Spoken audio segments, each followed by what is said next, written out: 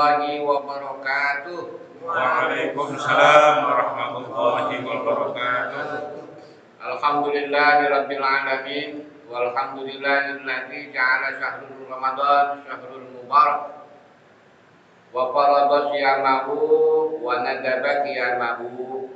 Asyhadu an la ilaha illallah wa asyhadu anna Muhammadan abduhu wa rasuluh. Allahumma shalli wa sallim ala sayyidina Muhammadin wa ala alihi wa ashabihi ajma'in, amma ba'd. Kaum muslimin muslimat shaimin shaimat rahimakumullah. Yang kita yakini bahwa Ramadan itu adalah saat di mana Allah memberikan keluasaan seluas-luasnya bagi kita untuk menjalani aktivitas dari yang wajib maupun yang sunnah selama 1 bulan penuh di bulan Ramadan ini, agar kita benar-benar diakui oleh Allah sebagai hambanya. Dan tentunya Ramadan itu sangat identik dengan puasa.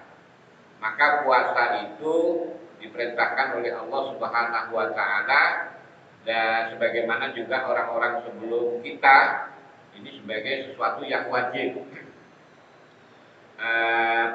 Kutiba alaikumus syiyam kama kutiba alal ladzina min qablikum la'allakum tattaqun.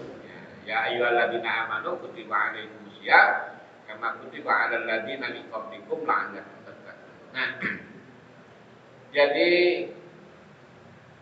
dari upaya atau ikhtiar kita di dalam membangun ketakwaan kepada Allah itu salah satunya dengan puasa. Salah satunya dengan puasa. Namun apakah puasa kita ini benar-benar diakui oleh Allah sebagai puasa yang benar? Nah, itu masalahnya. Nah, ini agar kita ini tidak sia-sia ya. Udah nahan lapar, udah nahan haus, tapi sama Allah nggak dikehendaki puasa kita. Rugi itu ya, rugi banget. Nah, itu yang masalahnya. Bagaimana kita kepingin diakui oleh Allah, harus kita mengakui keberadaan Allah dalam menjalani puasa. Jadi ada dalam pelaksanaan puasa itu hal-hal yang harus kita jaga dengan ketat, sehingga puasa kita ini adalah puasa yang diterima oleh Allah Subhanahu wa taala. Mungkin ada pertanyaan? Ada? Ya. Suaranya yang keras, biar kedengaran. Kiat atau cara agar ibadah puasa kita diterima di sisi Allah SWT. Ya. Nah, baik. Bagaimana sih puasa kita kudu diterima nih, Pak RT, Pak Yusuf? Pertama, ya sebagaimana pemahaman kita dalam fikih puasa. Puasa itu al-imsak. Puasa itu menahan diri, al-imsak ala syai', ya, menahan diri dari sesuatu. Dan sesuatu itu dijelaskan ya adalah, kalau di ayat puasa itu kan nggak ada nahan lapar nahan haus. Jadi puasa gitu kan ya. Yang disebut puasa itu menahan lapar dan haus dalam 1 hari.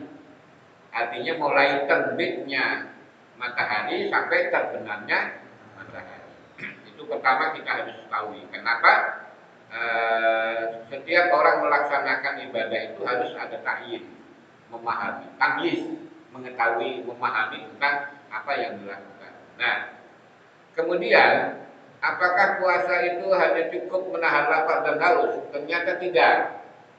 Karena inti dari puasa itu adalah bagaimana mengendalikan nafsu. Nafsu itu apa? Hawa. Hawa itu apa? Kecenderungan memenuhi kebutuhan lahir dan batin tanpa melihat pada batasan-batasan. Maka adanya syariat itu, nafsu nggak bisa dihilangin. Nafsu tetap jadi kecenderungan kita, cuma diarahkan, gitu kan? Sama dengan ketika kita cenderung sama wanita, caranya syariat nikah dulu kan gitu. Nah, ini puasa sama. Nah, puasa diawali dari bagaimana kita menahan lapar dan menahan haus. Nah, kemudian karena puasa itu juga menahan aspek apa ya? Nafsu itu kan unsur rohaniah ya. Nah, misalnya begini. Man lam yada'a qaulaz zur wa amala bihi. Siapa orang yang tidak bisa menahan pikiran-pikiran buruk, perasaan buruk, ucapan buruk, wa amala bihi atau perbuatan buruk. Laisa lillahi hajatin fi ayyada'a ta'amahu wa syarabahu. Allah tidak menghendaki sedikit pun puasa kita. Jadi Allah nggak ngapain gitu, gimana sih? Ya, nggak dihitung sama Allah. Jadi sama aja kayak kita nggak puasa. Kan rugi banget itu. Udah lapar, udah haus seharian, kagak diterima. Maka oleh karena itu puasa kita ini disertai dengan bagaimana kita menahan atau mengendalikan nafsu-nafsu. Ya nafsu itu mencakup ya kedengkian, gibah, macam-macam lah. Bahkan ngomong yang tidak penting itu hindarkan. Itu kian. Nah, itu ternyata puasa itu tidak hanya lapar kan, haus. Nah, kemudian lihat juga bagaimana puasa kita diterima oleh Allah Subhanahu wa taala. Itu jangan lupa menata niat.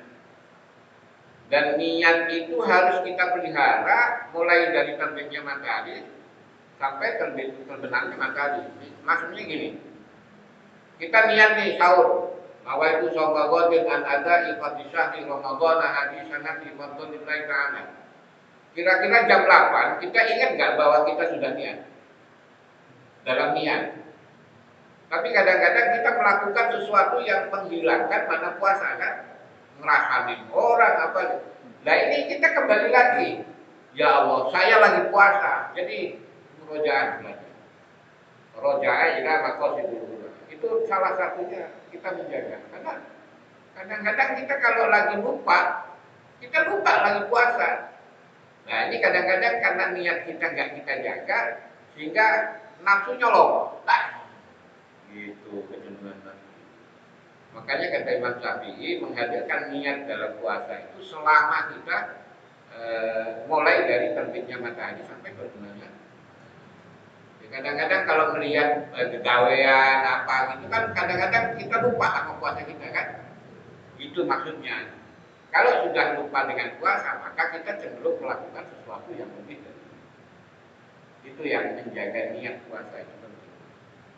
Dan ketulusan hati lillahi ta'ala itu jangan dianggap. Maksudnya begini, kalau sudah kata lillahi ta'ala semata-mata untuk Allah, bukan karena siapa-siapa. Dan itu harus kita jaga kondisi itu sampai terbenamnya matahari. Jadi itu kiat-kiat puasa kita supaya bagaimana puasa kita diterima oleh Allah Subhanahu wa taala. Mungkin ada lagi yang tanya? Saya pakai Ya. jadi gini pakai ini. Kita kan orang awam nih ya. Maksudnya puasa yang penting nggak pada malas aja nih. Ya. Nah, bagaimana sih kalau menurut Allah ini puasa yang benar-benar disenengin sama Allah? Disenengin ya. Nah, kalau tadi kita bahas puasa tidak hanya menahan lapar dan haus, tapi juga menahan sikap yang tidak baik, ngomong yang tidak baik, atau berbuat yang tidak baik. Lalu lebih senang lagi Allah itu ketika puasa kita itu mendorong kepekaan sosial. Nah, oleh karena itu, kenapa kita harus banyak pengakuan terhadap kealpaan kita selama ini? Ngakuin, ini lagi puasa mumpung. Ini kemarin saya nggak peduli dengan orang lain, nolong, sedekah, ngasih duit, fakir miskin. Nah, kepekaan sosial itu membuat kita ingin tahu tentang kondisi wilayah. Siapa yang miskin, siapa yang butuh ditolong, gitu. Nah, artinya puasa yang baik itu adalah puasa yang juga mendorong kepekaan sosial kepada setiap orang. Makanya disimbolkan oleh Allah kita minimalis membayar zakat, menunaikan zakat. Itu sebenarnya kenapa kok pas di Idul Fitri? Karena zakat Idul Fitri itu adalah litukmatan yaumaini. Jadi memberikan makan untuk jatah 2 hari bagi fakir miskin. 2 hari itu maksudnya adalah 2 hari Idul Fitri, tanggal 1 sama 2 Syawal. Jadi kalau ngelihat, waduh, mungkin karena bekalnya udah habis, pangkengnya udah kosong gitu kan. Pangkengnya udah kosong, pendaringannya udah habis. Nah ini pas lagi orang bergembira dengan fitrinya, kok dia nggak bisa gembira? Kenapa? Nggak ada yang dimakan, itu awalnya. Jadi sebenarnya kepekaan sosialnya yang dituju oleh Allah melalui zakat. Tapi semakin peka sosialnya seseorang, dia bukan zakat doang, ditambahin lagi. Kenapa? Karena dia lebih. Makanya kata Allah, "Faman tatawwa'a khairan fa huwa khairul lahu." Barang siapa orang yang melebihkan dalam penerimaan hartanya selain yang wajib, maka sebenarnya itu adalah keuntungan yang bertambah bagi yang melakukan. Nah ini puasa kita bukan hanya diterima oleh Allah, tapi disenangi banget. Jadi orang yang kepekaan sosialnya tumbuh dan berkembang. Gitu. Ya kasih takjil, kasih apalah, macam-macam lah gitu ya. Golok gitu. Wah, ya.